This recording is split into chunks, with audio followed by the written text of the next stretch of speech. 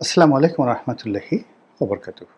সম্মানিত দর্শক, ১৯৭১ সনের মহান মুক্তিযুদ্ধ এবং সেই মুক্তিযুদ্ধের সময় সংগঠিত ঘটনাবলী তা নিয়ে আলোচনা সমালোচনা যেভাবে তুঙ্গে এবং সেই মুক্তিযুদ্ধের সময়টির যে রাজনৈতিক প্রেক্ষাপট, পাকিস্তানি হানাদার বাহিনীর যে নির্মম এবং নৃশংস কর্মকাণ্ড, খুন জখম হত্যাকাণ্ড ধর্ষণ থেকে শুরু করে যে সকল মানবতা বিরোধী কর্ম ওই সময়টাতে হয়েছে, যেভাবে পাকিস্তান মিলিটারি তার সঙ্গে সঙ্গে তাদের দোসর রাজাকার আলবদর আর শামস এই বাংলাদেশে তাণ্ডব চালিয়েছে, তার একটি খণ্ডিত অংশের বিচার হয়েছে আওয়ামী লীগ জামানাতে যুদ্ধাপরাধের বিচারের জন্য গঠিত ট্রাইব্যুনালে, যেটির অন্য নাম আইসিটি, ইন্টারন্যাশনাল ক্রাইম ট্রাইব্যুনাল। তো সেই বিচার নিয়ে জামাত এবং অন্যান্য যারা জামাতের লবিস্ট, তাদের অনেক অভিযোগ ছিল যে এখানে আসলে পর্যাপ্ত সাক্ষ্য প্রমাণ ছিল না, অন্যায় করা হয়েছে, এটি ক্যাঙ্গারু কোর্ট এবং এই কোর্টে যাদেরকে যাবজ্জীবন সাজা দেওয়া হয়েছে এগুলো অন্যায় হয়েছে। এবং একই সঙ্গে এমনকি মির্জা ফখরুল সাহেবের মতো মানুষও এই সময়টাতে, চলমান সময়টিতে বলার চেষ্টা করছেন যে ওই সময়টিতে মীর কাসেম আলী, সালাউদ্দিন কাদের চৌধুরী, ওনাদের মতো মানুষদেরকে অন্যায়ভাবে সেই ফাঁসিতে লটকানো হয়েছে, সাজা দেওয়া হয়েছে। আর জামাতের লোক তারা সবাই বলার চেষ্টা করছেন যে তাদের যারা নেতা ছিলেন, গোলাম আজম সাহেব, কাদের মোল্লা সাহেব, কামরুজ্জামান সাহেব থেকে শুরু করানো যারা, তারা সবাই ছিলেন নির্দোষ, নিষ্পাপ, মাসুম, এবং তারা রাজনৈতিক কারণে পাকিস্তানের অখণ্ডতা রক্ষায় যে ভূমিকা পালন করেছেন ওটা ওই সময়ের প্রেক্ষাপটে তাদের কাছে সঠিক মনে হয়েছিল। যেভাবে তারা উদাহরণ হিসেবে বলার চেষ্টা করেন যে এখন যদি রংপুর আলাদা হয়ে যেতে চায় কিংবা ফরিদপুর আলাদা হয়ে যেতে চায়, সেক্ষেত্রে যারা ফরিদপুরের পক্ষে থাকবে, রংপুরের পক্ষে থাকবে, তাদের অবস্থা কি, আর যারা অখণ্ড বাংলাদেশের পক্ষে থাকবে তাদের মধ্যে যে দেশপ্রেমের চিহ্ন আমরা দেখব, ঠিক ওই একই কাজ তারা পাকিস্তান জমানাতে করেছিলেন বলে নিজেদের কর্মকাণ্ডকে তারা সিদ্ধ করতে চান। ভালো কথা। তো এইভাবে আসলে বিতর্ক চলছে, আর আওয়ামী লীগ এই পুরো বিষয়টিকে তারা জনগণের ম্যান্ডেটের উপর ছেড়ে দিয়েছে। তারা যখন 2008 সনের 9th পার্লামেন্ট নির্বাচনে প্রতিদ্বন্দ্বিতা করলো, তখন তাদের একটা এজেন্ডা ছিল যে তারা যদি ক্ষমতায় আসে তাহলে যুদ্ধাপরাধের বিচার তারা করবে।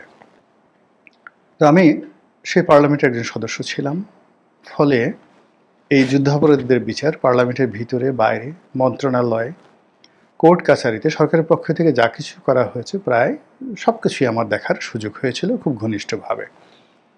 তো বিচারের নামে যা কিছু হয়েছে, যেখানে অসামঞ্জস্যতা ছিল, আমি সাধ্যমতো টেলিভিশনে এসে সেগুলোর বিরোধিতা করেছি। সংসদ সদস্য হিসেবে লিখেছি, একাধিকবার লিখেছি। আমার চাকরি যায় যায় অবস্থা। আমার জায়গায় অন্য মানুষ হলে মানে একদম আওয়ামী লীগের লোকজন যারা আছে তারা পাড়িয়ে মারে ফেলতো, একদম রীতিমতো ডলা দিত, একদম বুলডোজার দিয়ে। কিন্তু আল্লাহ আমাকে বাঁচিয়েছেন, আমি জানি না কেন। কিন্তু ইট ডাজ নট মিন যে ৭১-এ রাজাকার ছিল না। ইট ডাজ নট মিন যে ৭১-এ আলবদর আর শামস অপকর্ম করেনি। বোঝার চেষ্টা করুন, জামাতের নেতারা এখন বলার চেষ্টা করছেন যে তারা যদি ক্ষমতায় আসেন তাহলে মেয়েদেরকে আর ঘরে তালা দিয়ে রাখতে হবে না, তালাবদ্ধ করে মেয়েদেরকে ঘরে রাখতে হবে না, তারা নিরাপদ থাকবে। অথচ রাজাকার, আলবদর আর শামস, তাদের বিরুদ্ধে অভিযোগ, খুঁজে খুঁজে খুঁজে হিন্দু, মুসলমান, সুন্দরী রমণী যারা তাদের পরিবারের সদস্যরা মুক্তিযুদ্ধে গিয়েছে, আওয়ামী লীগ করেছে কিংবা পাকিস্তানের বিরুদ্ধে, অথবা কিচ্ছু না, একেবারে দরিদ্র, কেবলই মাত্র সুন্দরী হওয়ার কারণে তারা ওই সময় রাজাকার আলবদর আর শামসদের লোভের, ক্রোধের এবং লালসার শিকার হয়েছে। অসংখ্য রমণীকে ধর্ষণ করা হয়েছে, উপর্যুপরি পালাক্রমে, উলঙ্গ করে, প্রকাশ্যে, দিনে দুপুরে, ঘরের মধ্যে, ঘরের বাইরে, উঠোনে। আবার সে সকল সেই উলঙ্গ মেয়েদেরকে কাঁধে করে নিয়ে যাওয়া হয়েছে, মৃত বলে তাদেরকে ফেলে দেওয়া হয়েছে, সেই সকল ছবি আপনারা দেখতে পাবেন। একই দৃশ্য ভিয়েতনাম যুদ্ধের সময় হয়েছিল। সেই খবরগুলো, ছবিগুলো আন্তর্জাতিক গণমাধ্যমে যেভাবে পোর্ট্রেট তৈরি করেছে, বাংলাদেশের ওটা ওইভাবে পোর্ট্রেট তৈরি করেনি, কিন্তু ওর সে জঘন্য ঘটনা ঘটেছে। মেয়েদেরকে, মা মেয়ে একসাথে ধরে নিয়ে পাকিস্তান হানাদারদের হাতে তুলে দেওয়া হয়েছে। দিনের পর দিন, মাসের পর মাস সেই সংঘবদ্ধ ধর্ষণে তারা অনেকে সেখানে মারা গেছেন, অনেকে গর্ভবতী হয়ে পড়েছেন, অনেকে রোগাক্রান্ত হয়ে পড়েছেন। এই ঘটনা বাংলাদেশে একটা দুটো নয়, হাজার হাজার নয়, লক্ষাধিক ঘটনা। বলা হয় 2 লক্ষ মা বোন এভাবে ইজ্জত হারিয়েছেন। তো সেই ঘটনার কি বিচার হবে না? সেই ঘটনার বিচার কি চলমান থাকবে? আপনি কেবলমাত্র বলবেন যে আমি ক্ষমা চাচ্ছি, আমার ভুল হয়ে গেছে, আমি আর এমন কাজ করব না, তাতে জনগণ ক্ষমা করে দেবে? হবে না। এগুলোর বিচার চলমান, এই বিচার চলবে, বহু বছর ধরে চলবে। এই কথাই এখন এই 24-এর গণ অভ্যুত্থানের পর অল্প সংখ্যক লোক হলেও এই কথাগুলো বুক চিতিয়ে বলছে যে জামাতের আবার নতুন করে বিচার শুরু হতে হবে, এবং এই আইসিটি, এই কোর্টই বিচার হবে। সাংবাদিক নুরুল কবির, মুক্তিযোদ্ধা ফজলুর রহমান, আরও অনেক প্রথিতযশা যারা বাংলাদেশের বুদ্ধিজীবী, রাজনীতিবিদ, তারা সবাই কিন্তু এই দাবি তুলছেন।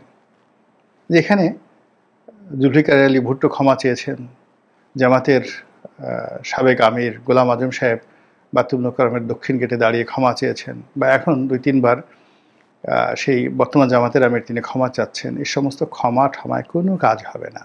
একটা নির্দিষ্ট জায়গায় পর্যন্ত মানুষ ক্ষমা করে বা ক্ষমা করতে পারে, কিন্তু 71-এর যে নির্মমতা, 71-এর যে ঘটনা, এগুলোর ক্ষমা নেই, কখনো ক্ষমা হবে না। কিংবা পাকিস্তানের কাছে আমরা ওই সময়টিতে যে টাকা পেতাম প্রায় $8 বিলিয়ন, সেটা বর্তমান মুদ্রায় প্রায় $120 বিলিয়ন।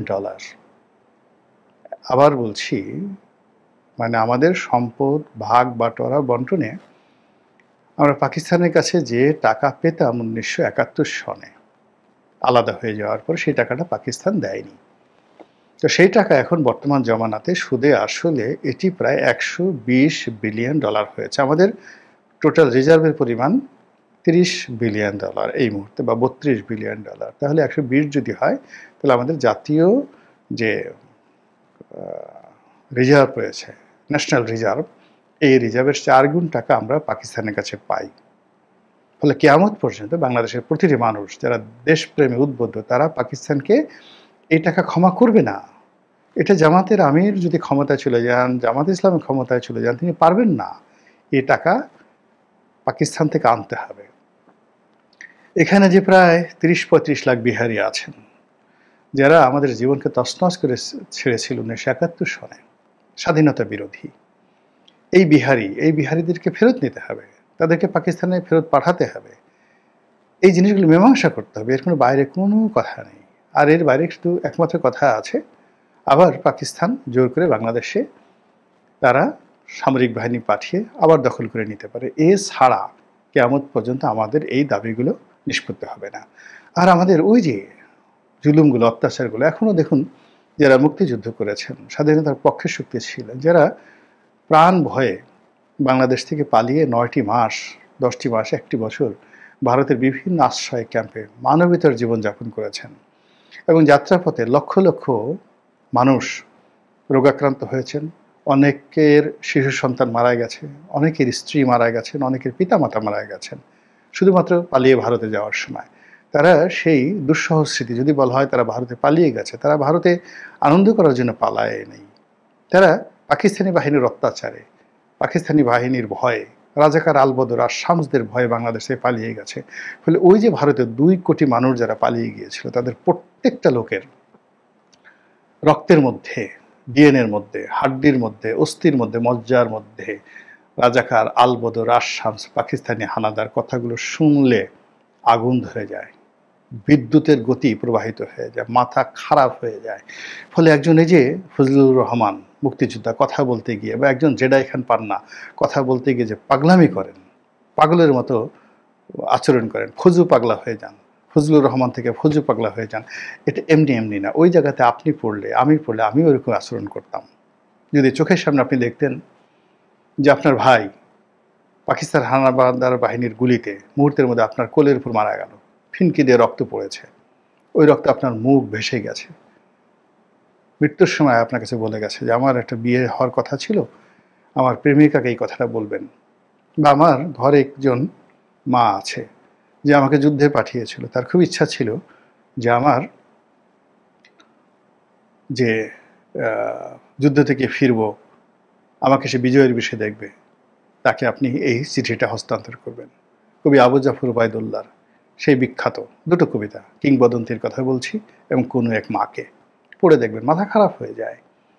তো এই যে জিনিসগুলো 1971 সালে হয়েছে, এগুলোর কোনো ক্ষমা ঠমা নাই। আমি নিজেও এই সাংবাদিক নুরুল কবির বা ফজলুর রহমান সাহেবদের মতো কণ্ঠে কণ্ঠ মিলিয়ে চলছি, যে বলছি যে ঠিক আছে, জামাত রাজনীতি করুক, জামাতের নতুন প্রজন্ম রাজনীতি করুক, কিন্তু জামাতের যে অন্যায়গুলো হয়েছে তার প্রত্যেকটার বিচার হতে হবে, এমনকি মরণোত্তর বিচার হতে হবে। একইভাবে 2024 সনে যে সকল আওয়ামী লীগের নেতা কর্মী দোসর খুন করেছেন, গণহত্যা করেছেন, তারপর দেশের অর্থ পাচার করেছেন, দেশবিরোধী কাজ করেছেন, তাদের সবার বিচার হতে হবে। এবং এটা যদি আরও 50 বছর পরেও প্রয়োজন পড়ে, এবং এই কোর্ট, এখন যে আইসিটি কোর্ট, এই কোর্ট যদি আরও বহু বছর থাকে, সেই কোর্টের মাধ্যমে 24-এর গণঅভ্যুত্থানের বিরোধিতাকারী দোসর এবং গণঅভ্যুত্থানকে ধূলিসাৎ করার জন্য যে চক্র রক্তের হোলি খেলা খেলেছিল, তারা হোক সে সামরিক বাহিনীর, বেসামরিক বাহিনীর, হোক মন্ত্রী, হোক এমপি, হোক রাষ্ট্রের কর্তা, পুলিশের কর্তা, ইট ডাজ নট ম্যাটার, সবার বিচার হতে হবে, কিয়ামত পর্যন্ত বিচার চলবে। আমি এই দুটো 24 এবং 71 এর মধ্যে কোনো পার্থক্য নেই, এই দুটোর এত নিখুঁত বিচার আমরা করতে চাই যে আগামীতে বাংলাদেশে যেন কোনো রাজাকার আলবদর আশামস কিংবা নব্য রাজাকার, নব্য শামস আশামস এবং নব্য আলবদর বাহিনীর তৈরি না হয়। এরকম জিনিসগুলো আমি চাচ্ছি। জামাত রাজনীতি করুক, আওয়ামী লীগও রাজনীতি করুক, তাদের মধ্যে যারা ভালো মানুষ আছেন তারা তাদের মতো করে রাজনীতি করুক, কিন্তু আমরা এই জাতি অপরাধীদের কোনো দায় নিতে পারবো না। মহান আল্লাহ আমাদের সবাইকে হেদায়েত দান করুন এবং হেফাজত করুন। আসসালামু আলাইকুম ওয়া রাহমাতুল্লাহি ওয়া বারাকাতুহু।